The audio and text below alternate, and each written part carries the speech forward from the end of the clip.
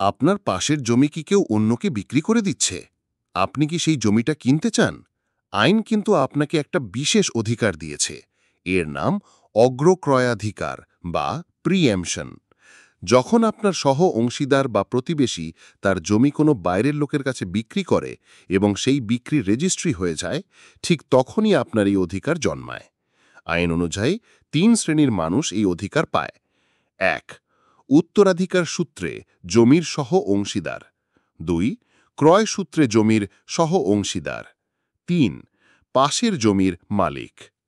জমি বিক্রির কথা জানার নির্দিষ্ট সময়ের মধ্যে আপনাকে আদালতে মামলা করতে হবে। কৃষি জমির ক্ষেত্রে সাধারণত ২ মাসের এবং অকৃষি জমির ক্ষেত্রে ৪ মাসের মধ্যে মামলা করতে হয়। তবে কোনো অবস্থাতেই বিক্রির ৩ বছরের পর এই মামলা করা যায় না।